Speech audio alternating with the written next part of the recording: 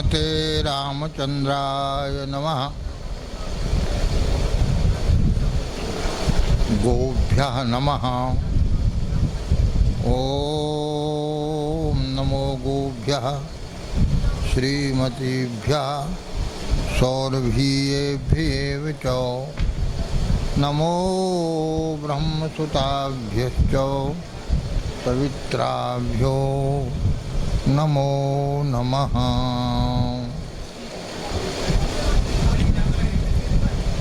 हरि हरि हरि हरि सुमरन करो। हरि हरि हरि हरि सुमरन करो। हरि चरणार बिंद चित धरो।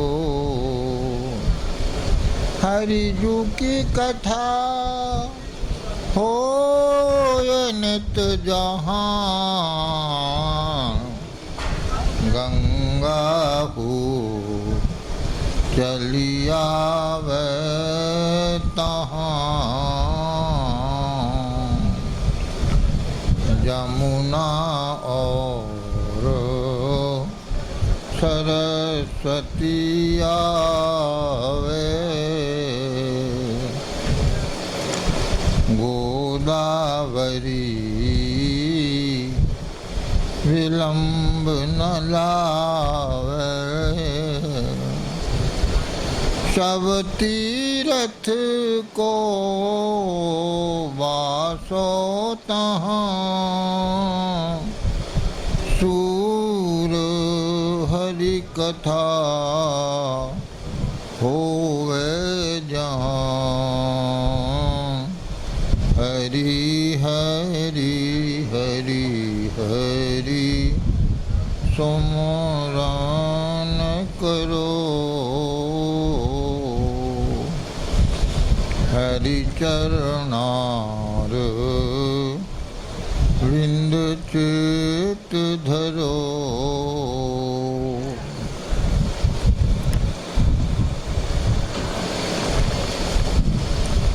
श्री राधा रमण हरि गोविंद जय जय। राधा रमण हरि गोविंद जय जय। गोविंद जय जय। गोपाल जय जय। गोविंद जय जय। गोपाल जय जय। गोविंद जय जय। गोपाल जय जय। श्री राधा रमण हरि गोविंद जय जय। राधा रमण हरि गोविंद जय जय। गोविंद जय जय। गोपाल जय जय। गोविंद जय जय। गोपाल जय जय। गोविंद जय जय। गोपाल जय जय। श्री राधा रमण हरि गोविंद जय जय। श्री राम जय जय। रघुनाथ जय जय। श्री राम जय जय।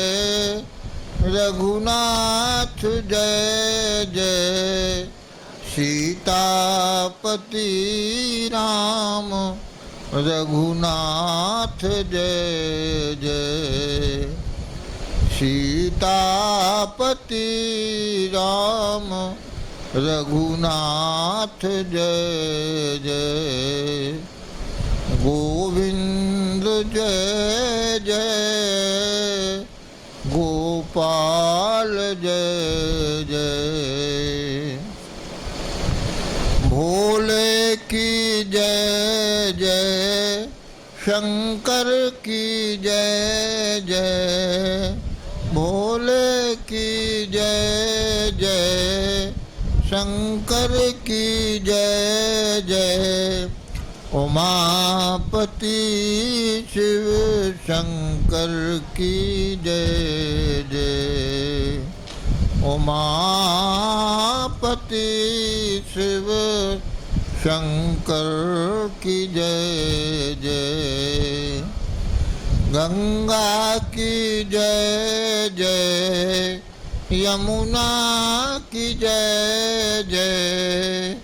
गंगा की जय जय यमुना की जय जय।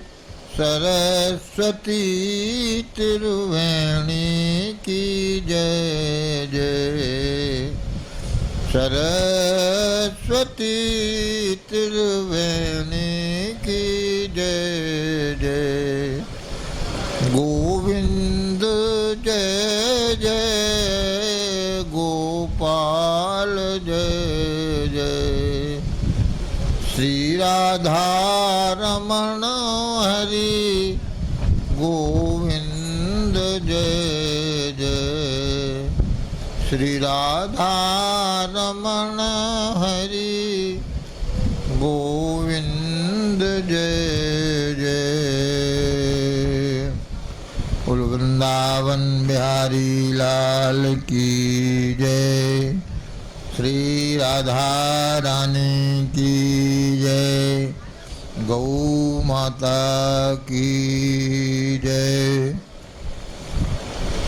श्री पथमेड़ा गोधाम की जय।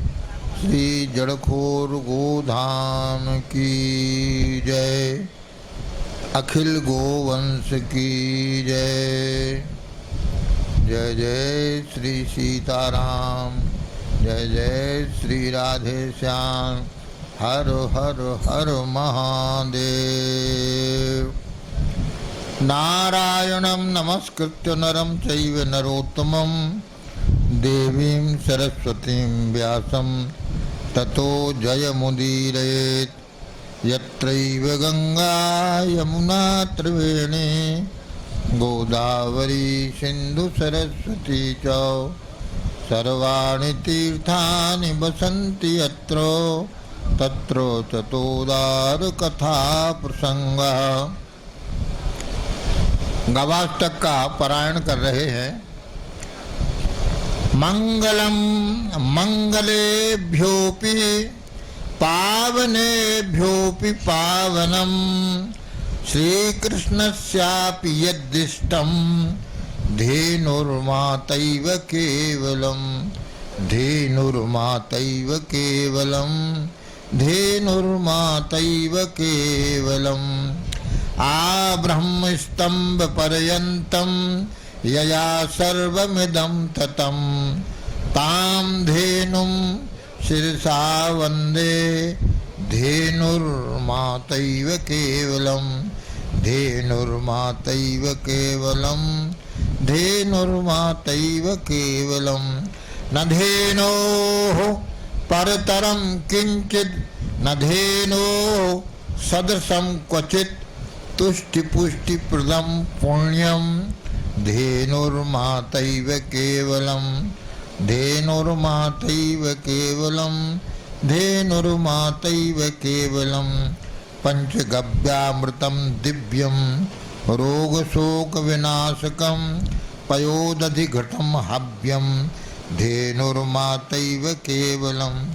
धेनो मातैव केवलो केवलम। धेनुर्मातैव केवलम। अहो धन्यं महापुण्यं धन्याद्धन्यतरो वयं भारते जन्म यद लब्धम धेनुर्मातैव केवलम धेनुर्मातैव केवलम धेनुर्मातैव केवलम। भारतीयाः वयं सर्वे धेनु संस्कृति मूलकः सेवनीया सदा धेनुः धेनुर्मातैव केवलम धेनुर्मातैव केवलम धेनुः मातैव केवलम। अहो दुःखम महादुःखम दुःखात् दुःखतरं यतः मातोपेक्षितास्माभिर्धेनुर्मातैव केवलम धेनुर्मातैव केवलम धेनुर्मातैव केवलम। दीयतां दीयतां कर्णो नीयतां नीयतां वचः रक्षतां सेव्यतां नित्यं धेनुर्मातैव केवलम धेनुर्मातैव केवलम धेनुर्मातैव केवलम। जय जय गो गोपाल गोप गोपी गोवर्धन नंद जसोदा माई दाऊ गोकुल वृंदावन। जय कीरति वृषभान राधिका अष्ट सखी गण। जय जय यमुना पुलन रास मंडल के मंडन। कामधेनु अभिषेक कर गोविंद पद भूषित किए। गो सेवा आदर सहित नारायण गोविंद भये। गो सेवा आदर सहित नारायण गोविंद भये। गायन के हेतु आए गोकुल आधी रात धाये। भोर गोपी गोप दधि कांदो रचाए है। गायन देख सचु पावे घुटुरन चली गोष्ठ जावे। गोमूत्र गोमय श्री अंग लपटाए है। याही हेत सुखदेव पंक अंग राग कहो। छप छप कर हाथ मारे छूकर पद पाए हैं। जेती ब्रज लीला सब गाय गोप गोपी हेतु। नागनाथो गोवर्धन धारो अग्नि पाए है। नारायण गोविंद भये गो सेवा आदर सहित नारायण गोविंद भये। गो गोपाल गणेश गुरु दत्त शरण सिरनाय। गाय भक्त माला लिखूं नाभा प्रिया मनाय। भक्त भक्ति भगवंत गुरु चार श्रवहि पय एक। पय को फल नवनीत सम धेनु भक्ति है एक। हरि भक्ति गो भक्ति में गो भक्ति सविशेष। हरिहु की अति इष्ट गौ सहज द्रवहि अखिलेश। श्री दत्त शरण आज्ञा दई गो भक्तन को यश गाओ। अभिमत फल दातार गौ भव सागर को नाव। अभिमत फल दातार गौ भव सागर को नाव।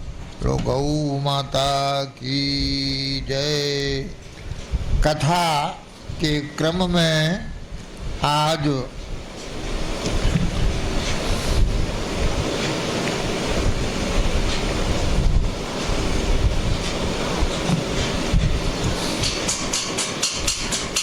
गोदान की विधि।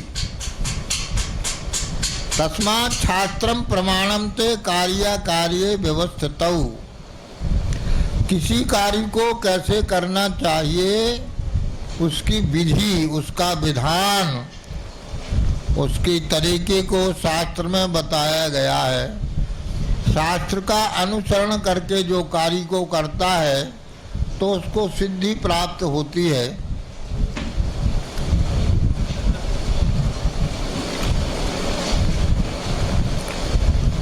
दान की बड़ी भारी महिमा है।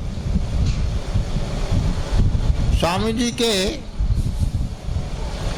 प्रवचनों में परोपकार की बात, सबकी सेवा करने की बात, दान देने की बात, हमको जो कुछ मिला है वो देने के लिए ही मिला है, देना ही पड़ेगा, चाहे मन से और चाहे विवश होकर। सब कुछ देने के लिए ही मिला है, सब कुछ देना है। सब दे दिया जाएगा, आपसे छीन लिया जाएगा, ऐसा कह लो, पर होश हवास में उसको सत्पात्र को दिया जाए तो उसकी ज़्यादा महिमा है। उदाहरण के लिए पैतृक संपत्ति को पुत्र को मिल जाएगी, नहीं कोई बारसान होगा तो वो कहीं ना कहीं तो जाएगी, पर आपसे वो चली जाएगी। अब आप दानम भोगो नासस, दान और उपभोग करना और नहीं करेंगे तो नष्ट हो जाना। तृस्रा गतया भवंती वित्तस्सो, धन की 3 गतियां होती हैं, या तो दान कर दिया जाए, ये उत्तम है, या भोग स्वयं उपभोग कर लिया जाए, और तीसरा नासः, वो धन नष्ट हो जाएगा। सब कुछ परिवर्तनशील है, वो भी परिवर्तनशील क्रम में नष्ट हो जाएगा। तुलसी जो लख न परे, धन घन आवन जान। तो वर्तमान में उसका क्या उपयोग हमको कर लेना चाहिए, यह सबसे बड़ी बुद्धिमानी है। दानम भोगो नासस तृष्णा गत्या भवन्ति वित्तस्सो, यो न ददाति न भुंक्ते। जो दान नहीं करता है और स्वयं उपभोग नहीं करता है, तस्य तृतीया गतिर भवति, तो उसकी तीसरी गति माने उस धन का नाश हो जाता है। महाभारत में दान खंड एक अलग से बहुत बड़ा प्रसंग ही है, अध्याय ही है, जिसमें दान की बड़ी भारी महिमा का वर्णन किया गया है। जो कुछ है अपने सारे कार्यों को तन मन धन तो, ये विराट स्वरूप भगवान है, इस विराट स्वरूप भगवान की सेवा करने के लिए ही हमें यह सब कुछ मिला है। और उस सब का विनियोग सेवा में आप कर देते हैं तो आप पापों से मुक्त हो जाएंगे। द्रव्य की शुद्धि दान करने से होती है। जो धन ज्यों जल बाढ़े नाव में, ज्यों जल बाढ़े नाव में, घर में बाढ़े दाम, दोई हाथ उलीचिए, यही सयानों का। दोई हाथ उलीचिए, यही सयानों का। एक दृष्टांत हमने पढ़ा है कि किसी स्थान में अकाल पड़ गया। अकाल पड़ गया तो एक संत के स्थान पर सभी जीवों की सेवा होती थी, सभी लोगों को अन्न जल आदि दिया जाता था। तो लोग उदारता पूर्वक उन संत जी को दान करते थे, और संत जी जगह जगह जाते थे, जिनके पास संग्रह हो, दे सकते हो तो दो, क्योंकि संत के पास पहुंचा हुआ धन सबके उपयोग में आता है। तो एक सेठ जी के पास बहुत बड़ा कोटा था, अन्न का बहुत संग्रह था, पर वो एक दाना देने को राजी नहीं थे। और उनकी पत्नी बड़ी दुखी थी। वह सत्संग में जाती तो उन महात्मा जी की बात को सुनती, तो उनके मन में आता कि कुछ दे दिया जाए। अब ऐसे सीधे सीधे तो सेठ जी देंगे नहीं, बहुत बड़े कंजूस हैं, झगड़ा हो जाएगा घर में ग्रह कलह से बचने के लिए, तो उन्होंने एक नाटक रचा। कुछ अपनी सहेलियों को ऐसा सिखाया कि वो आकर के खुसुर पुसुर करने लगे। तो उनके पतिदेव ने पूछा, क्या बात है भाई, क्या बात, क्या है, क्या हो रहा है? तो उन्होंने कहा कि ये कुछ औरतें आई हैं और इन्होंने खबर दी है कि सरकार के ओर से जिनके पास संग्रह ज़्यादा है अन्न का, उन पर छापा घलने वाला है। तो वो सावधान करने आई हैं कि 10-15 बोरे से ज़्यादा कोई नहीं रख सकता है, इससे ज़्यादा गल्ला होगा तो वो चला जाएगा, छीन लिया जाएगा और उस अपराध में जेल की हवा खानी पड़ेगी। तो सेठ जी घबरा गए, अरे ये तो बड़ी खतरनाक खबर दी है, अब क्या होगा, हमारे अन्न का क्या होगा? तो उसने कहा कि आप आज्ञा दो तो इन गरीब लोगों के यहाँ हम ये धन को करवा दें, इस गल्ले को रखवा देते हैं, आप थोड़ी हमारा सहयोग कर दो, रखने वालों को, पल्लेदारों को पहुँचा दो। बोले ठीक है, कर लो, तुम ऐसा कर लो। ऐसा कह कर के उस माता जी ने और 15-20 बोरे से जितना भी अधिक गल्ला था वो सब महात्मा जी के पास पहुंचा दिया।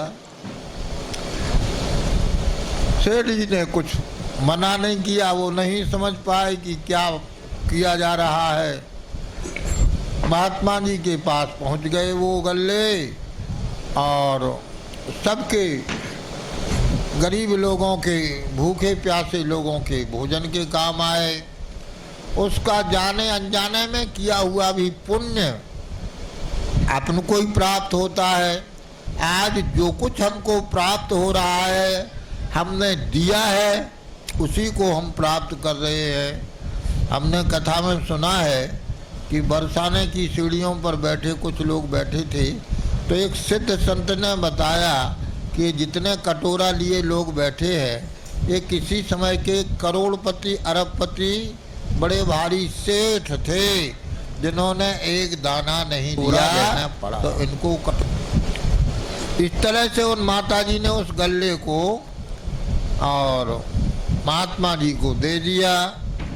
अब बाद में पता पड़ा तो सेठ जी कहते हैं वो गल्ला कहाँ है? तो कहते हैं अरे वो तो गुप्तचरों से पता पड़ा, सरकार सब छीन ले गई, सब चला गया। झगड़ा भी हुआ, कुछ होता रहा। मरने के पश्चात वो बेचारी पतिव्रता थी, तो दोनों परलोक में पहुँचे। वहाँ परलोक में पहुँचने पर सेठ जी भूखों प्याकुल होने लगे, पर एक दाना नहीं मिलता है। इतने में मरकर उनकी पत्नी पहुँची, तो पत्नी ने कहा कि आप चिंता मत करो, हमने व्यवस्था बना रखी है। क्या व्यवस्था बना रखी है? बोले देखो, यह जो बोरे हमने सुरक्षित रखवा दिए थे कि छापा पड़ रहा है, वही बोरे यहाँ पर प्राप्त हो रहे हैं और इनसे अन्न को खा करके हमारा पालन पोषण होगा। तो उनका कौन से बोरे? तब उनकी पत्नी ने रहस्य बताया कि वह जो महात्मा जी आए थे, हमने उन बोरों को उनके यहाँ दे दिया था, जो आज हमको सुरक्षित यहाँ प्राप्त हो रहे हैं और हमारी भूख को मिटाएंगे।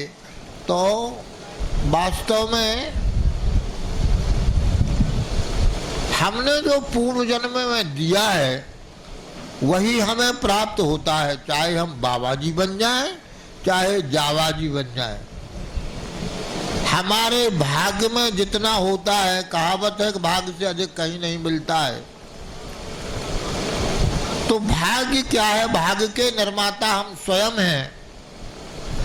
हम जितना दान करते हैं, एक राजयोग होता है, कुंडली में एक राजयोग होता है। तो राजयोग वाले बताते हैं कि जिसको राजयोग होता है वो कहीं जाए भूखों नहीं मर सकता है। राजयोग के मूल में उसने जो पूर्व जन्म में परोपकार किया है, दान किया है, वह उसको इस जन्म में प्राप्त होता है। हजारों लोगों को, भूखों प्यासों को जिसने अन्न जल की सेवा की है, उसको यहाँ प्राप्त होता है। और जंगल में चला जाए तो भी उसके चारों ओर कहीं ना कहीं से अन्न की व्यवस्था हो जाएगी। रमण देती में चाहे जितने अतिथि आ जाए, प्रसाद की व्यवस्था है, तो वहाँ एक वाक्य लिखा रहता है कि आप अपने भाग्य का खा करके हमको कृतार्थ कर रहे हैं। तो वास्तव में दाने दाने में लिखा है खाने वाले का नाम, यह कहावत सत्य है। पर जो परोपकार करने वाले हैं, जिस रूप में, क्योंकि एक जीवन का प्रवाह चल रहा है और कदम कदम हमको आगे बढ़ते चले जाना है, हमारा प्रमोशन हो डिमोशन ना हो। अरे प्रमोशन ना हो सके तो आदमी के आदमी तो हम बन जाए। हमारे कृत्यों में, हमारे कार्यों में हम बुद्धिमान हैं। आज जैसे एक सी जगह पर रोड पर हम चले जा रहे हैं और गिर जाए तो कोई कहेगा क्या अंधे हो, दिखाई नहीं देता है, इतनी साफ जगह में तुम गिर गए, सामने पत्थर दिखाई नहीं देता था क्या, गड्ढा दिखाई नहीं देता था। तो हमको दो आँख हैं, दिखाई देता है तो हमको देखना चाहिए। हमें मनुष्य बनाया है तो सर्व साधन युक्त बनाया है। हम भविष्य के बारे में, अपने के बारे में सोच सकते हैं और सोचते भी हैं। अब सोचने के ढंग अलग अलग हैं।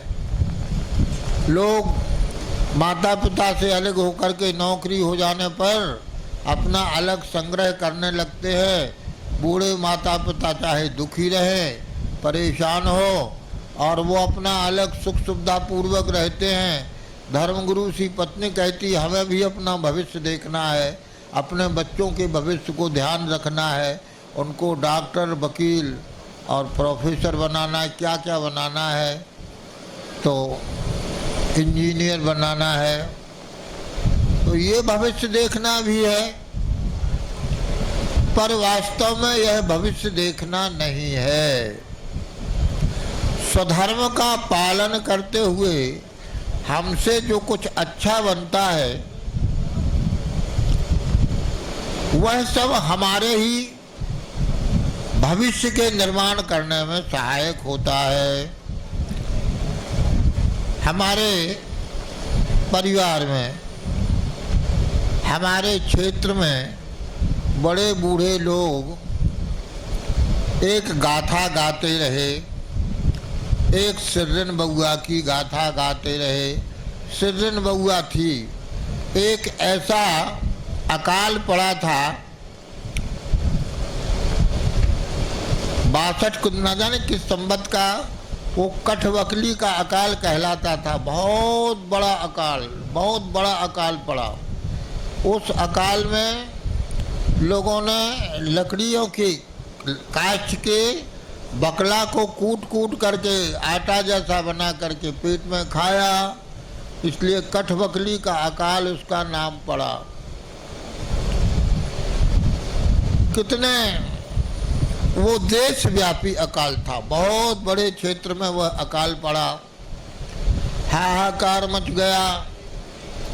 तो हमारे क्षेत्र बुंदेलखंड में ये मोटा अनाज ज़्यादा होता। मोटा अनाज कहलाता है जो वर्षों तक खराब नहीं होता है।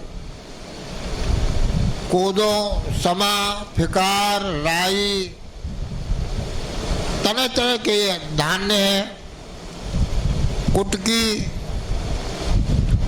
और चीना, ये ऐसे धान्य हैं। सामा, अब समा वर्षों तक रखा रहे, कोदो वर्षों तक रखा रहे, खराब नहीं होगा।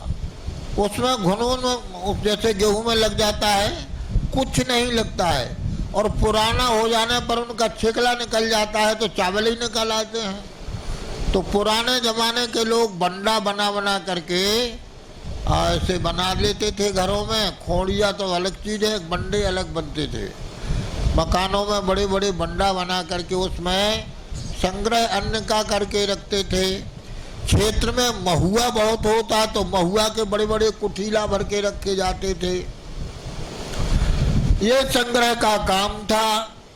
तो उस समय अकाल के समय में लोग करोड़पति बन गए, घर में शेरों सोना पैदा कर लिया, क्योंकि प्राण बचाने को लोग अपने घर से गहना आदि ले ले करके आते और अन्न ले जाते। समय का लोगों ने सदुपयोग किया, खूब कमाई की, पर उनकी वह कमाई स्थायी नहीं थी। गांव के 10-10, 20-20, 50-50, 100-100 आदमियों के झुंड आते थे और घर घर गल्ला तलाशते फिरते थे। किसी भाव कुछ रख करके ले जाते थे बेचारे, और देने वाले घबराते थे कि कहीं यह 100 आदमी हमारे घर में घुस करके हमारे अन्न के संग्रह को न लूट लें। तो लोग खुले में देते नहीं थे, अंधेरे उजाले में अकेले में देते थे और बहुत बड़ी कीमत लेते थे। तो ये जो घटना हम सुना रहे हैं सत्य घटना है, कल्पित नहीं है, 100% सही है। एक पंडित जी थे, कल्याण जी नाम उनका, उनको कहते थे कलू पाड़े। कलू कलू तो नाम था, पर उनका राशि का नाम था कल्याण जी, कल्याण दास उनका नाम था। और ऐसा हुआ कि मोहनगढ़ किले में एक कोई राजगुरु रहते थे, वृद्ध हो गए, स्वयं पाकी थे। अब वृद्धावस्था में किसी को सेवा को चाहिए, तो ये कल्याण जी जिनको कलू पाड़े कहते हैं, ये बच्चे ही थे जब छोटे से थे, और वो विद्वान किसी सत्पात्र की खोज में थे कि वो हमारी सेवा करे और हम उसको अपनी विद्या को, जितने हम विद्वान हैं, इस विद्या को सत्पात्र में प्रतिष्ठित कर दें। ऐसा विचार उनका मन में रहता था। तो ये बालक स्याही लेने के लिए किले में गया। ब्राह्मणों को मुफ्त में स्याही मिलती थी, काली स्याही घुरी रहती थी, बड़े बड़े कड़ाहों में भरी रहती थी। तो वो ब्राह्मणों को भर देते थे दवात, पीतल की दवात रहती थी, होंडल दवात ही रहती, कलम लिखा जाता उससे। तो स्याही लेने के लिए बालक गया। अभी ज़्यादा बड़ा नहीं था, 12-13 वर्ष का ही था, लेकिन मस्तक पर सुंदर तिलक था, यज्ञोपवीत धारण किए हुए था और त्रिपुंड मस्तक पर शोभा दे रहा था। स्याही लेने गया तो उनकी दृष्टि पड़ गई, तो उन्होंने संकेत में बुलाया। तो ये बालक गया, प्रणाम करके उसने चरणों में प्रणाम किया, अपना नाम सुनाया। उसके प्रणाम करने के ढंग से वो बहुत प्रभावित हुए। कहा, तुम किसके लड़के हो? तो उन्होंने अपने पिताजी का नाम बताया कि हम सब सुख के लड़के हैं, हमारे पिताजी का नाम है सब सुख। अच्छा, तो बेटा हम तुमको पढ़ाएंगे, तुम हमारे पास रहो। तो उस बालक ने कहा कि हमारे पिताजी आज्ञा दे देंगे तो आ जाएंगे। और प्रसन्न हो गए, बोले अपने पिताजी को भेज देना। स्याही लेकर के गया तो पिताजी से उन्होंने कहा, तो वो पंडित जी तुरंत दौड़े दौड़े पहुँचे और बहुत बड़े विद्वान थे, वृद्ध थे। चरणों में प्रणाम किया और कहा कि महाराज, वो बालक ने आपका संदेश हमको सुनाया, हम आपके चरणों में आए हैं। आप, हम सब का सौभाग्य है कि हमारे क्षेत्र में आप इतने बड़े विद्वान विराज रहे हैं। बोले कि तुम्हारे हमने लड़के को देखा और हमारे मन में ये आया, हमको वृद्ध अवस्था में एक कोई सेवा के लिए चाहिए। मैं स्वयं पाकी हूँ और ये बालक हमको दे दो, हम इसको पढ़ाएंगे और सेवा कराएंगे। तो उन्होंने कहा, महाराज ये तो बड़ा हमारा सौभाग्य है, आज आश्रम व्यवस्था समाप्त हो गई है और हम घर में ही जो कुछ जानते सो पढ़ाते हैं, तो हमें एक व्यवस्थित विद्या को दान करने वाले आप मिल गए, ये तो बड़ा सौभाग्य है, हम भेज देंगे। उन्होंने कहा कि देखो निकट में बसंत पंचमी है, बसंत पंचमी को उसको हमारे पास भेज देना। बसंत पंचमी को उन्होंने उनको सौंप दिया। उन्होंने उसको इतना योग्य बनाया, वो किले के सर्वे सर्वा थे। वो इतने बड़े विद्वान थे कि जो राजकीय कारोबार होता है माल विभाग का, उसकी भी उनको जानकारी थी। संस्कृत के बड़े विद्वान थे, वेदों के बड़े विद्वान थे, पुराणों के विद्वान थे, अच्छे ज्योतिषी थे, अच्छे कर्मकांडी थे। बहुत समय से वो वहाँ के प्रधान जैसे थे। अब वृद्धावस्था में भी राजा आज्ञा का पालन करते बेचारे बेबस पड़े हुए थे। तो उन्होंने इस बालक ने बड़े मनोयोग से सेवा की और उन्होंने सब तरह से उसको योग्य बना दिया। अब वो तो और वृद्ध शरीर हुआ तो फिर वो टीकमगढ़ बुला लिए गए। वो टीकमगढ़ चले गए, पर इतने समय में उन्होंने इनको इतना विद्वान बना दिया, इतना विद्वान बना दिया, और उन्होंने कहा कि विद्या का दान, जो दान नहीं करता है वो ज्ञान खल कहा जाता है, इस विद्या का तुम दान करना। तो उन्होंने विद्यालय खोला और विद्या दान करता था उसको पाणे कहते थे, तो ये पाणे कहलाए जाने लगे। विद्यार्थी इनके पास पढ़ने आने लगे, ज्योतिष कर्मकांड आदि सब कुछ सिखाने लग गए। इसी बीच में एक घटना घट गई। एक घटना यह घटी कि सिमरा एक गांव है, जेरोन सिमरा। उस सिमरा के एक पटवारी जी ने बड़ी लंबी चौड़ी खयानत की और 1.5-2 वर्ष तक के कागजों को लिखा ही नहीं था। क्षेत्र में बड़ा उत्पात मचाए थे, किसानों से बहुत लूटपाट की थी। इसकी शिकायत राजा के पास पहुंच गई और कहा कि अपराध यह है कि वर्षों से उन्होंने कागज नहीं लिखे हैं।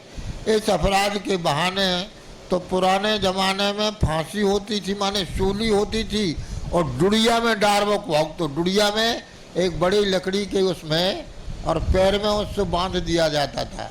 अब पड़ा रहता था इस तरह से डुड़िया में डारवो।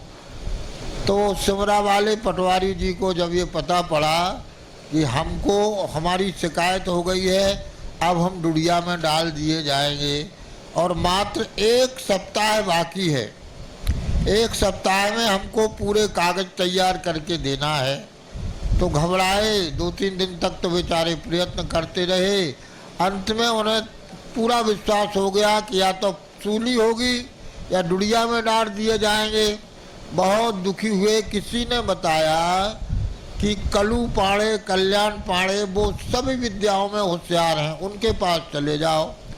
तो वो आकर के अचर्रा आए और कलू पाड़े के चरणों में गिर के रोने लगे कि मैं अपने प्राणों की भीख मांगता हूँ, मैं बड़े संकट में हूँ। तो उन्होंने कहा कि प्राणों के देने वाले तो भगवान हैं, हम किसी के ना प्राण ले सकते हैं ना दे सकते हैं, हम समझ नहीं पा रहे तुम क्या करना चाहते हो। तो उन्होंने सारी अपनी व्यथा बताई और कहा कि 3-4 दिन ही शेष है और मैं कागजात को नहीं दे पाऊँगा तो निश्चित मुझको बड़ी भारी सज़ा मिलेगी, हमारी गृहस्थी कुड़क कर ली जाएगी और हमको दुड़िया में डाल दिया जाएगा। तो हम अपने प्राणों की रक्षा के लिए आपका नाम सुना है, आपके पास आए हैं। तब बेचारे दुखी हो गए, कहा कि ठीक है तुम कागजात लेकर के आ जाओ और हम प्रयत्न करते हैं। तो उन्होंने 3-4 दिन तक रात दिन, सुनते हैं कि 1-8 घंटे में सब नित्य क्रियाकर्म करके, संक्षेप में नित्य कर्म करके 1-2 घंटे में रात दिन उन्होंने लिखाई की। वो तो पटवारी जी तो कुछ करना जानते ही नहीं थे। उन्होंने कागजों को इस तरह से तैयार किया, निर्दोष तैयार, साल भर के सारे कागजात पूरे और पूरा विधिवत सब तैयार कर दिया। विरोधी लोग सोचते थे कि अब ये तो फंस गए, अब इनको बड़ी सजा होगी। इनको समयावधि में कागज तैयार हो गए।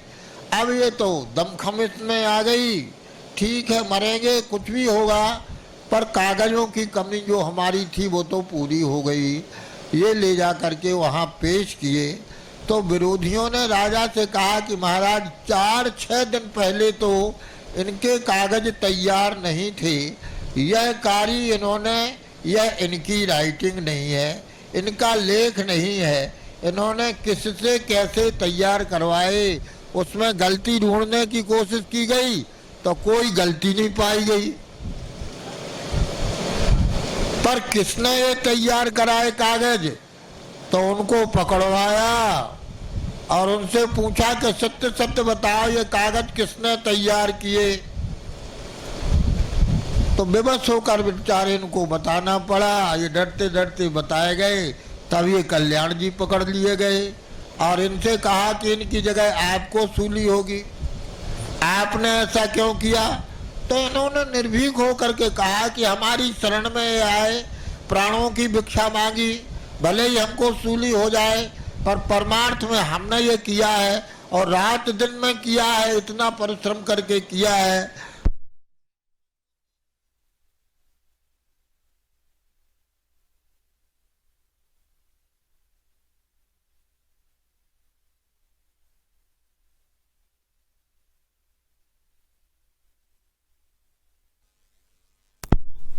थे यहाँ तक कि उनको उर्दू तक का ज्ञान था।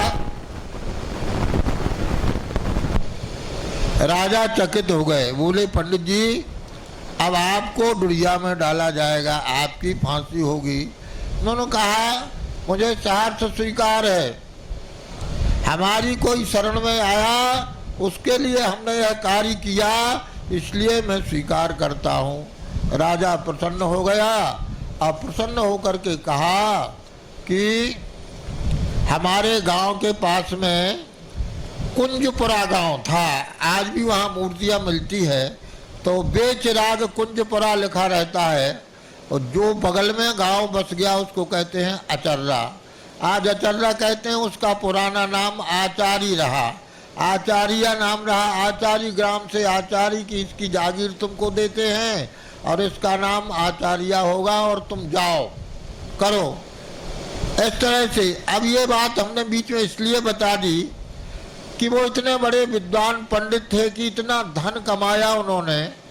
विद्वान ब्राह्मणों में एक दोष होता है, धन के संग्रह का व्यसन हो जाता है, दान लेने का और संग्रह करने का। विद्वान होने पर भी ये व्यसन हो जाता है।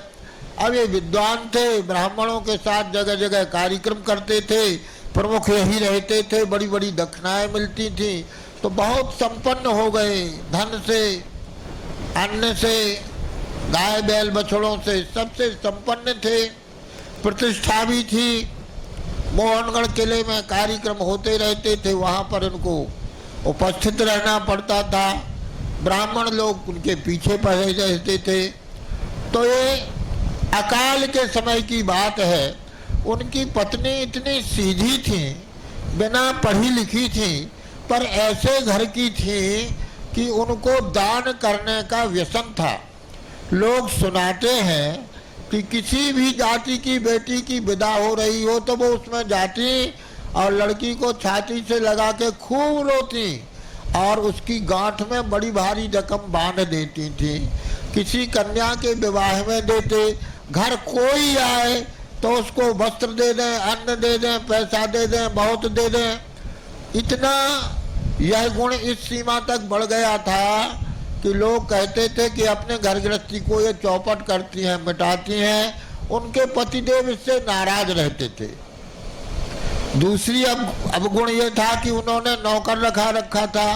पुराने जमाने में तो बड़े लोगों के यहाँ काम करने वाले लगे जाते हैं, पर ये गायों की खुद सेवा करती, खुद गोबर फेंकती, खुद गायों का दूध निकालती, ये सब करती। तो वो नाराज होते कि बताओ ये स्वामिनी बन के घर में रहे और सब काम ये स्वयं अपने से करती, पवित्रता का ध्यान रखती, और दुखी रहते थे कि हमारी गृहिणी अच्छी नहीं है। बड़ा भारी अन्न का संग्रह था। अब उसी समय की बात है कि बहुत से लोग अन्न की तलाश में घूम रहे थे। एक बुढ़िया बैठी थी हमारे गांव के बाहर, तालाब के पास हनुमान जी का मंदिर है, तो वहाँ बैठी रो रही थी और ये शंकर जी को जल चढ़ा करके लौट के आ रही थी।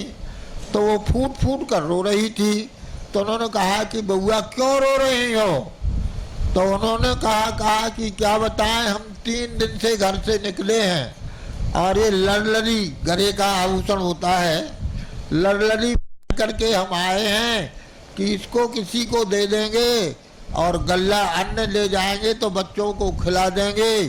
पर 3 दिन होने को है, कहीं कोई गल्ला नहीं दे रहा है और 3 दिन के भूखे के कारण हम घर तक भी नहीं पहुंच, क्या करें? इसलिए हमारे बच्चे प्रतीक्षा कर रहे होंगे, अब हमारा क्या होगा। दुखी हो रही थी तो उन्होंने कहा कि रोने की बात नहीं, हमारे पीछे पीछे चली आओ। उनकी बोलने की टोन कुछ ऐसी थी कि प्रेम की भाषा में कुछ कड़ा बोलती थी। क्यों रो रही हो? रोने से क्या समाधान होगा? चलो हमारे पीछे चली आओ, हमारे पीछे आ जाओ। आकर के उन्होंने उनको 3-4 पहला और कोदों दिया तो उसने अपने फटे कपड़े में बांध लिया। अब वो उठा नहीं पाए तो कहा क्यों, क्या बात है, ले जाओ।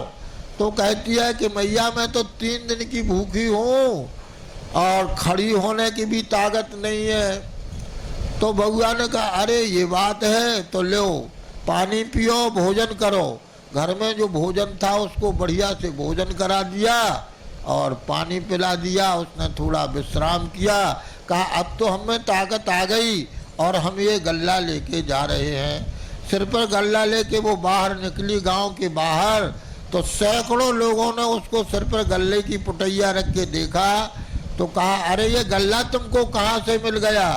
तो उस बेचारी सीधी सादी बुढ़िया ने पूरी कहानी सुनाई और उन माताजी की उदारता की बड़ी प्रशंसा की। तो उन्होंने कहा कि कहाँ है घर, बता दो हमको। तो उन्होंने बता दिया इस तरह का धरे उत्तराभिमुख दरवाज़ा है, बड़ा दरवाज़ा है और भीतर बहुत बड़ा लंबा चौड़ा आंगन है और सामने नीम का पेड़ है, ऐसा बता दिया। सब लोग पहुँचे तो वहाँ पहुँच के सब चिल्लाने लगे। तो उन्होंने कहा ठीक है हम सबको गल्ला देते हैं, पर सब कहते हम सब भूखे हैं। तो उन्होंने जितना घर में भोजन सामग्री थी तो खिला दिया। अब इसके बाद सभी कहते हम भूखे हैं।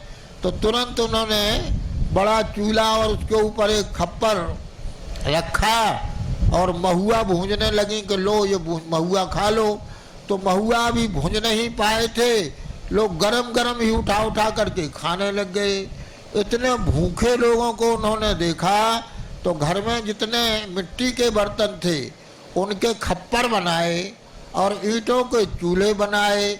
लंबा चौड़ा आंगन था, 50 चूल्हे बन गए और उन पर खप्पर रखे गए और एक बड़ा कुठीला महुआ का पटक दिया, कहा भूंज करके खाओ महुआ सब। तो सबने महुआ भूंज करके खाया, पानी पिया।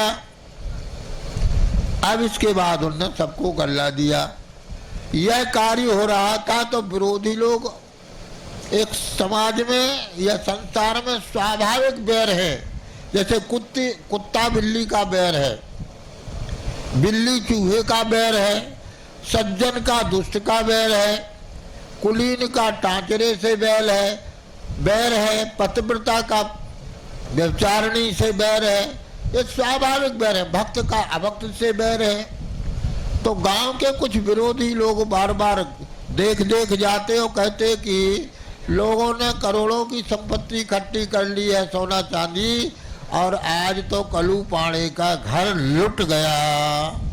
यहाँ तक हुआ पूरे गांव में एक ही चर्चा, सब तमाशा देखने को आए और चले जाए। एक आदमी यहाँ तक धैर्य उसको नहीं रहा, वो मोहनगढ़ तक चला गया। बब्बा मोहनगढ़ किसी अनुष्ठान में थे, कार्यक्रम में, उसने जाकर के उनको बताया कि आज तो तुम्हारी पूरी गृहस्थी लुट गई, इस तरह से सैकड़ों लोग तुम्हारे घर में घुस गए। तो जो जानते थे कि घुस कर के लोग लूट लेते थे, तो लोगों ने कहा कि तुम्हारी बहू ने सबको घुसाया और लुटाया, ऐसा किया। ऐसा कहा कि आप घर जा कर के देख लो, समझ लो। तो आज्ञा सबसे लेकर के वो घर को चले। लोगों साइकिल वाइकिल तो थी नहीं, उस समय घोड़े पर चलते थे, तो उनका कबरा घोड़ा था, उस पर बैठ कर के वो चले। तो रास्ते में मोहनगढ़ से अचर्रा ज़्यादा दूर नहीं है, 2-3 मील है। तो रास्ते में वो सैकड़ों लोग अपने मस्तक पर पोटली रखे हुए दिखाई दिए और सब गाते चले जा रहे थे, प्रसन्न थे। वो देखकर समझ गए। अब ज्यों ही गांव में प्रवेश किया तो हर व्यक्ति यही बात करती, बेचारे कलू पाड़े आज बर्बाद हो गए, बेचारे कलू पाड़े का सारा अन्न का संग्रह चला गया, अरे लुट गए। ऐसी अभागन पत्नी, ऐसी मूर्ख पत्नी, ये सृजन बहुआ, सृजन माने पगली, अपना जो हित नहीं जाने, ये सृजन बहुआ ऐसी है।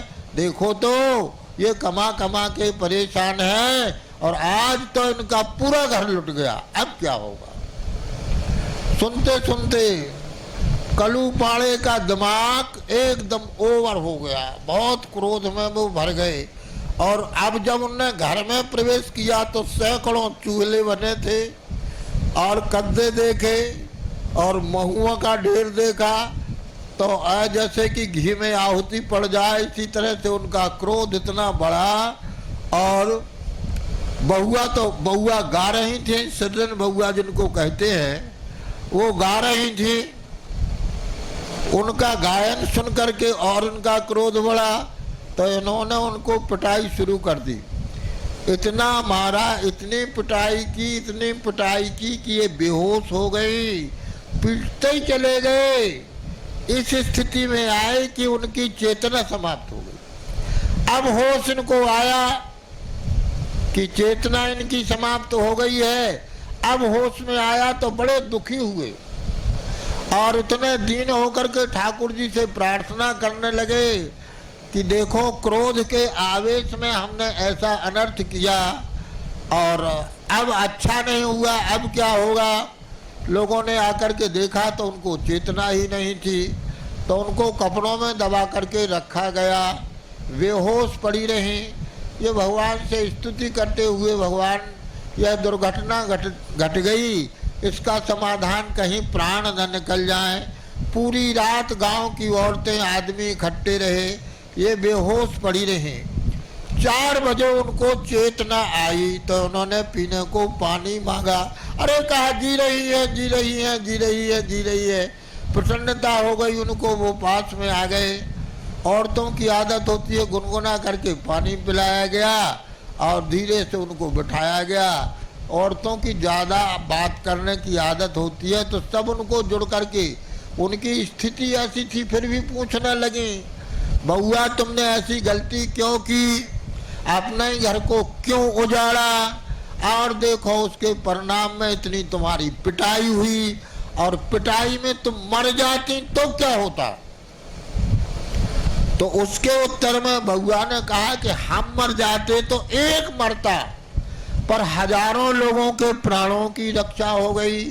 और हम तो सृजन बउआ है, किसी काम के नहीं है, चतुर नहीं, योग्य नहीं, पढ़े लिखे नहीं, हम जैसे लोगों का तो मरना ही अच्छा है, पर इतने लोगों के प्राण बच गए।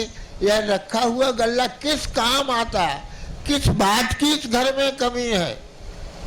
और इतने लोगों के प्राण बच गए तो इसलिए मैं मर जाऊं चाहे जी जाऊं, कोई फर्क नहीं पड़ता है।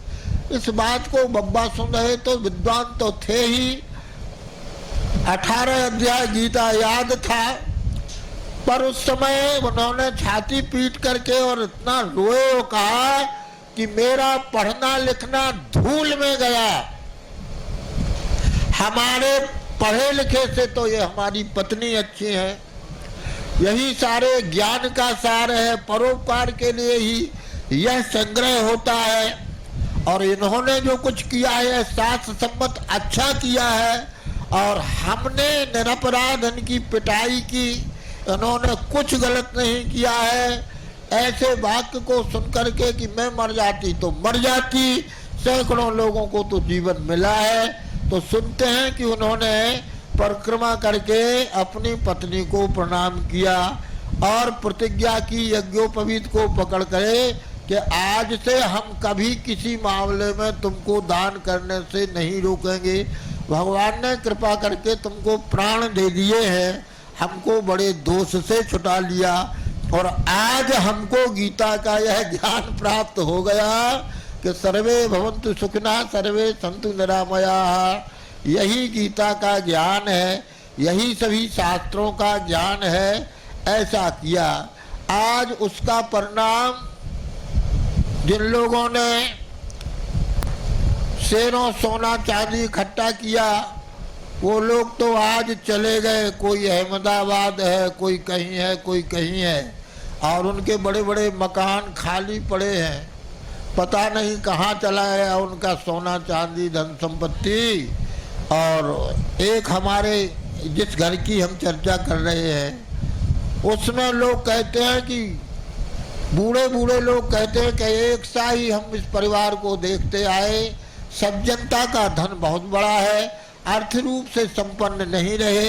हमारे बब्बा ने यह कहा था कि हमारा पांडित्य कर्म जन्म का पेशा नहीं है, यह तो हमने शुरू किया है, इसलिए यह हमारा पौरोहित्य कर्म नहीं है।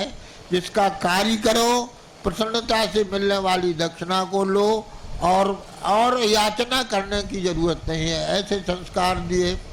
कहने का तात्पर्य यह है कि यह किया हुआ दान पुण्य अपने संतान के आगे आता है, अपने आगे आता है।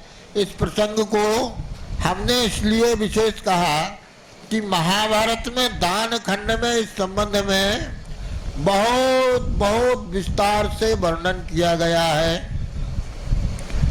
तो उसी के हम श्लोकों को पढ़ रहे हैं और श्लोकों को बता करके फिर वो कहते हैं, गोवै दत्ता गोवती श्रात्रात्रम दिशाम चैकम संबते तेह ताभिः कामाष्टम्याम वर्तितव्यम त्रिरात्रो रसैर्वा गो शकृता प्रस्रवैर्वा सन्ति नाना विधा लोका यास्तम शक्र न पश्यसि पश्यामि अहम लोकान एक पत्नेश्च या स्त्रिया।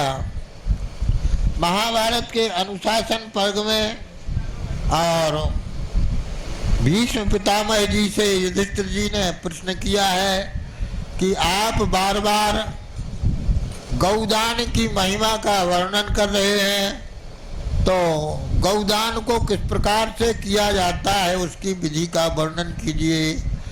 तब भीष्म पितामह ने कहा कि राजन, यह आपने बहुत अच्छा प्रश्न किया है। देखो, पुरानी पद्धति ये है कि कोई जब प्रश्न पूछता है तो किसी महापुरुष के द्वारा कहे हुए इतिहास को वर्णन किया जाता है कि अमुक राजा ने या अमुक व्यक्ति ने अमुक ऋषि से ऐसा ऐसा प्रश्न किया था और उसके उत्तर में जो उन्होंने कहा वही हम सुना रहे हैं। तो उन्होंने कहा कि सूर्यवंश में मानधाता नाम के राजा थे और वह अति पवित्र गोदान की विधि को देवगुरु बृहस्पति जी ने सूर्यवंशी राजा मानधाता के प्रति उपदेश किया और मानधाता ने परवर्ती राजाओं के प्रति उपदेश किया। उसका वर्णन करते करते भीष्म पितामह जी ने धर्मराज जी से उपदेश किया। और धर्मराज से उपदेश क्यों किया? महाभारत के युद्ध के पश्चात धर्मराज के हृदय में बहुत संताप हुआ, बहुत पश्चाताप हुआ। हमारे कारण इतने घर उजड़ गए, स्त्रियां विधवा हो गई और पुत्र नष्ट हो गए, बहुत दुखी थे। तरह तरह से समझाया। भगवान कृष्ण को समझ में आया कि हमारी प्रति इनकी आत्मीयता की बुद्धि है, हम समझाएंगे तो आत्मीयता के कारण ये समझेंगे कि तो हमारा छोटा भैया है, तो हमको महत्व नहीं मिल रहा है, इसलिए इनको समझाने को कोई महापुरुष होना चाहिए। तो उनको भीष्म पितामह के समीप ले गए और भीष्म पितामह से कहा कि आप युधिष्ठिर जी के संदेहों को निवृत्त कीजिए। उस समय भगवान कृष्ण ने कहा कि भीष्म पितामह इस युग के सबसे बड़े विद्वान हैं और किसी के हृदय में कोई संदेह शंका हो तो उसका समाधान ये कर सकते हैं, और इनके चले जाने पर कितने प्रश्न अनमुझे ही रह जाएंगे, तो सारे प्रश्न इनसे पूछ लिए जाएं। प्रतिनिधि के रूप में युधिष्ठिर जी को रखा गया, तो युधिष्ठिर जी ने दान धर्म आदि सभी प्रश्नों को पूछा।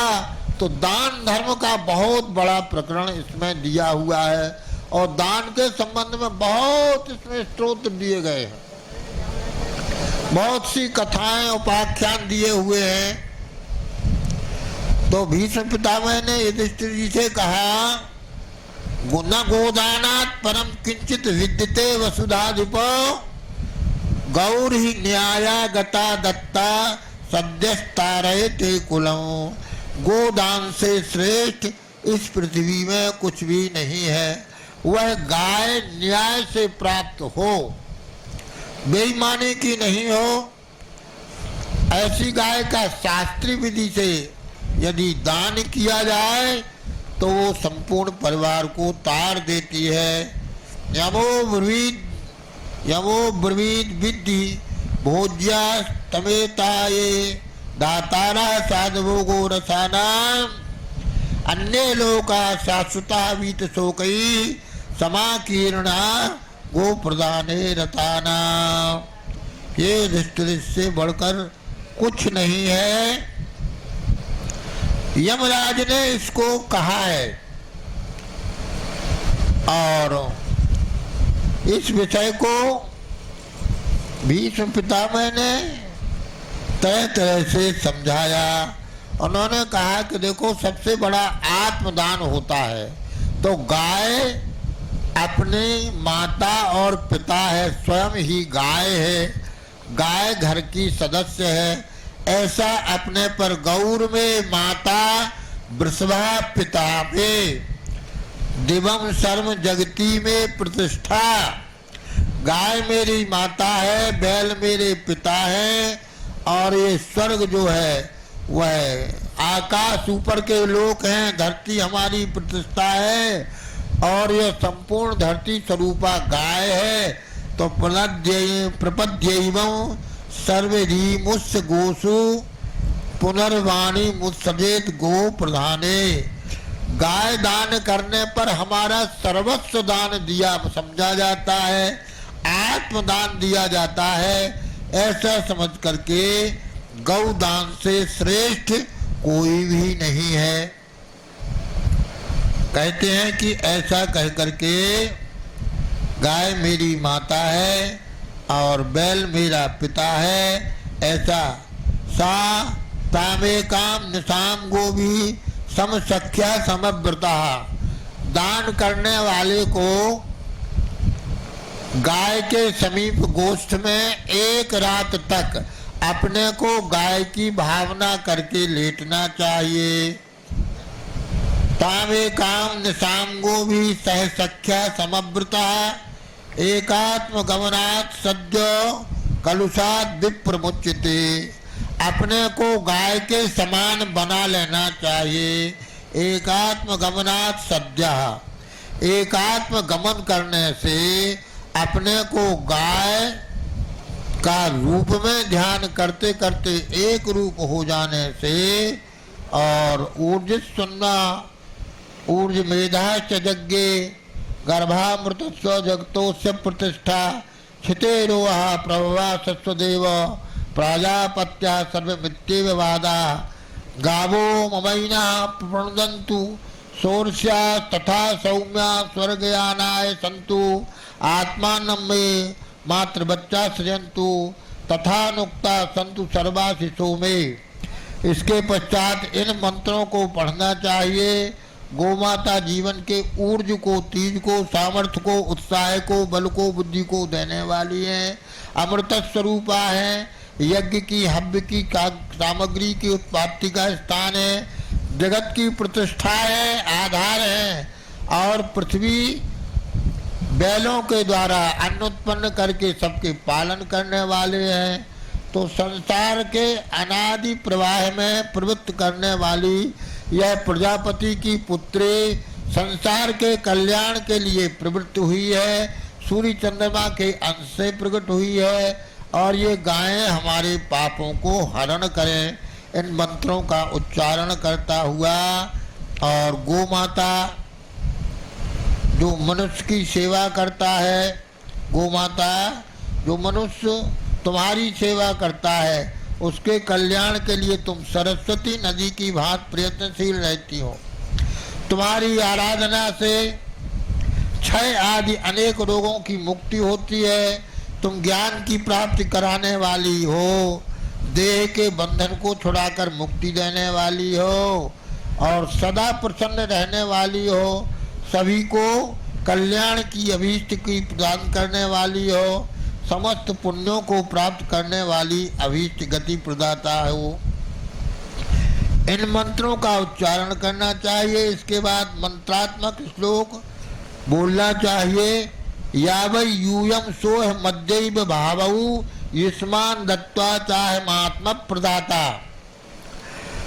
आप और हम में भेद नहीं है। आप हमारी घर की मालकिन हो, हमारी माता पिता हो, सब कुछ हो, अन्नदाता हो, पालन करने वाली हो।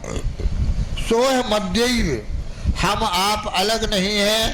भावो युष्मान दत्वा चाहे महात्मा प्रदाता। आपका दान करके हम अपने आप का ही दान कर रहे हैं। मनश्च्युता मन एवोपन्ना संदुक्षुम सोमरूपो उग्र रूपा। ऐसी प्रार्थना मनुष्य करे और जो लेने वाला ब्राह्मण है उसको आमंत्रित करे। एक दिन पहले से उससे कहे कि सत्पात्र को हम गौदान करना चाहते हैं, तो वह भी अपने यहाँ आदर पूर्वक गायों का पूजन कराए और रखे और व्रत पूर्वक उसको रख करके और फिर दूसरे दिन गायों का दान करे। 3 दिन का विधान है कि 3 दिनों तक गोष्ठ में और गव्य पदार्थों का सेवन करके पड़ा रहे। मनश्च्युता मन एवोपन्ना। और वो ब्राह्मण कहे कि आपने अपने मन से प्रसन्नता से यह जो गाय का दान दिया है, अपना सर्वस्व दान दिया है। संदुक्षुद्धौ सोम रूपोग्र रूपा। यह खूब हमको दूध आदि दे करके पुष्ट करें। और ये गौ माता उग्र रूप है, सौम्य रूपा है, अनेक इनके स्वरूप हैं। हमारे समीप में सौम्य स्वरूपा बन करके रहें। गौवर दत्ता गौवती श्रात्यात्म। ऐसे गाय का दान करके 3 दिनों तक गोवृत्ति होकर के रहे। गोवै दत्ता गोवती श्रात्यात्म निशाम चैकम संबते तेहता भी। और एक रात गायों के बीच में ही रहे। कामाष्टम्याम वर्तितव्यम त्रिरात्रम रसैवा गोसकता प्रस्रवैर्वा। और गोदान करने के पश्चात पालन करता हुआ एक रात गायों के बीच में रहे। कामाष्टमी से लेकर 3 रात तक गोबर का रस गोदुग्ध को ही आहार रूप में ग्रहण करे। इस प्रकार से गोदान की विधि जानने वाले को उत्तम फल की प्राप्ति होती है। इस प्रकार से और पूर्ण रूप से पुण्य फल प्राप्त करने के लिए गोदान की शास्त्रीय विधि का पालन करना चाहिए। बैल दान करने वाले को देवव्रती कहते हैं और गाय बैल दोनों को देने वाले को जो विधिवत दान करता है सर्वस्व दाता कहा जाता है। जिसके यहाँ 10 गायें हो उसको 1 बैल देना चाहिए। और गरीब ब्राह्मण को, जो ब्राह्मण गायों को ले उसको उनको बेचना नहीं चाहिए। यहाँ तक लिखा है, हे राजन, वह गोलोक ऐसा लोक है कि वहां तक किसी की गति नहीं है, तुम देख नहीं सकते हो। संति नाना विधा लोका यस्त्वं शक्र न पश्यसि पश्याम्याम अहम लोकान एक पत्नेश्च या स्त्रिया। यह गोलोक जो है वो सदाचारी दानवृत्ति और पतिव्रता स्त्रियां उसके संबंध में देख सकती हैं, सामान्य लोग नहीं देख सकते। कर्म विश्च सुशुभई सुव्रता ऋषय तथा सशरीरा हितान यान्ति ब्राह्मणा शुद्ध बुद्धया। और जो शुद्ध बुद्धि वाले ऋषि ब्राह्मण होते हैं, जो पापों से रहित होते हैं, उस लोकों को जाते हैं। दाया दिया स्म वै गावो न्याय पूर्वैरुपादिता।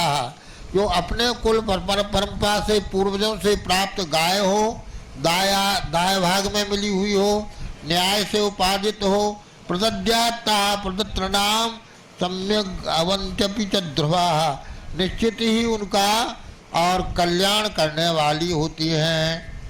और जो दूसरों से गाय खरीद करके देता है, प्रतिग्रहित यो दद्यात् गाय संशुद्धेन चेतसा तस्यापि क्षयान लोकान ध्रुवान विद्धि से चीपते, लेकिन वह न्याय से उपार्जित होना चाहिए।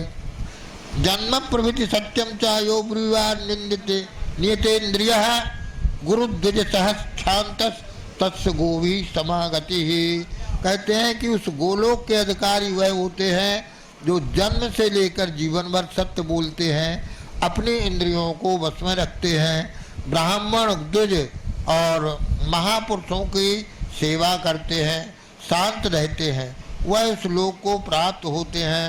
न तेतासाम दान पात्रम प्रशस्तम पात्र कालो विशेषो विजयश्च काल ज्ञानम विप्र गवांतरम ही दुखम ज्ञातम पावकादित्य भूतम।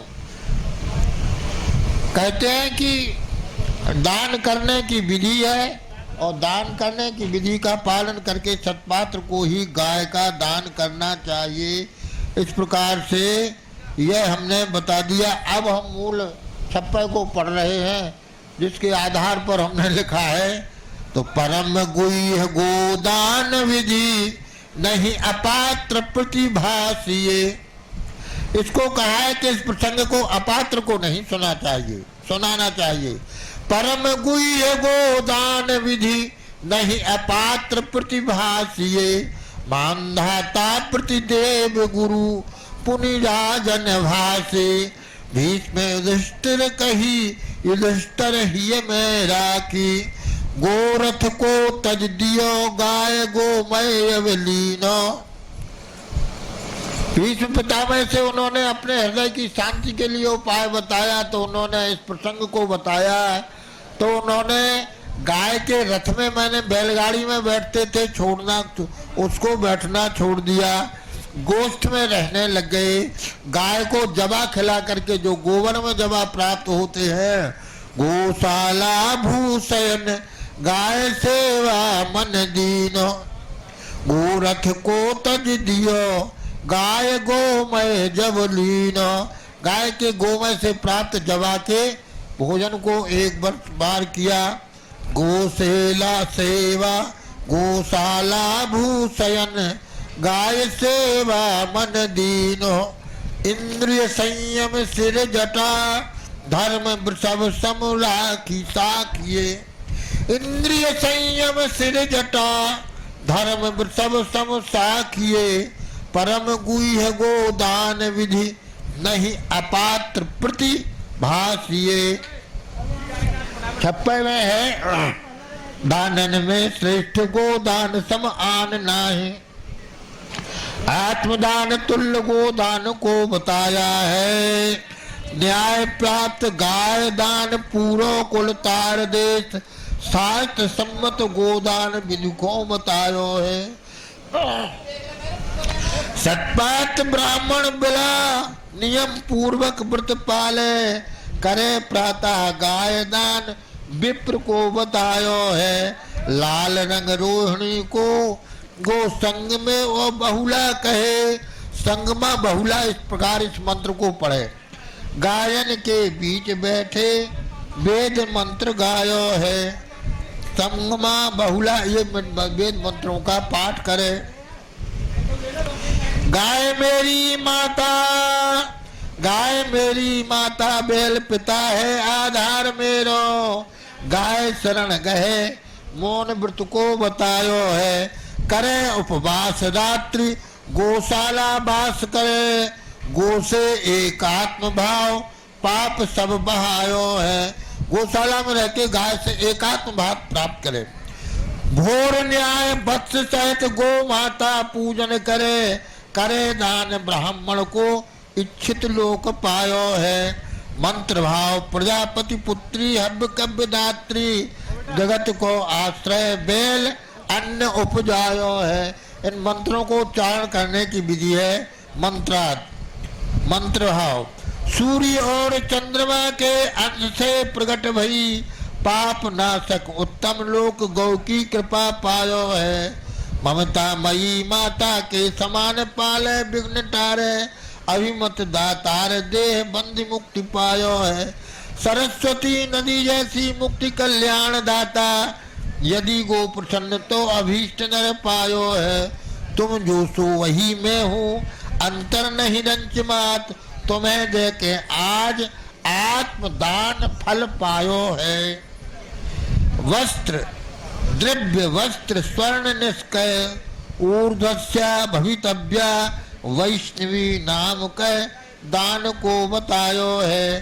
गाय दान करके गाय पाछे 8 पग जावे दाता को दान फल शास्त्र में बतायो है। साक्षात गौ दे के शीलवान नर होवे स्वर्गमयी गोदाता दुख न सतायो है। गोदान करके 3 रात्र गाय व्रत पाले सोवे निसी गाय पास भोजन गव्य गायो है। बैल दान देवव्रती गाय बैल वेद प्राप्ति गोवत्स दान सकल भोग दान गायो है। दान विधि गुप्त यह यत्र तत्र नाही कहे श्रद्धा से रहित कुटिलता ही ना सुनायो है। तमोगुणी शुद्ध पापी तमोगुणी क्षुद्र पापी नास्तिक ना श्रद्धावान राक्षस समान पुण्यहीन ना सुनायो है। शिष्य अति श्रद्धावान गाय भक्त सदाचारी सतोगुणी देवतुल्य ताही यह सुनायो है। पुनः भीष्म पितामह कही धर्मराज सुनो जैसे पूर्व राजाओं के ने दिव्य लोक पायो है। ऐसे तुम याही विधि से नियम प्रतिपाल करो। मानधाता देव गुरु दान विधि गायो है। मानधाता के प्रति बृहस्पति ने इस दान विधि को गाया है। प्राप्त राज्य भोग करो हृदय नहीं चिंता धरो। ब्राह्मण गोदान कर दोष सब नसायो है। धर्मराज हृदय धारो शास्त्र विधि नियम सारो। ब्राह्मण गो दे के शोक ब्राह्मण को गो दे के शोक को नसायो है। इस प्रकार से युधिष्ठिर जी के दुख की निवृत्ति के लिए भीष्म पितामह ने गोदान के प्रसंग को सुनाया। और इस समय कुछ ज्यादा हो गया और ये बताया बेणी सी पावन परम है देनी फलचार स्वर्ग न सैनी हरि कथा नरक निवारण हार। वृंदावन बिहारी भगवान की जय। गौ माता की जय।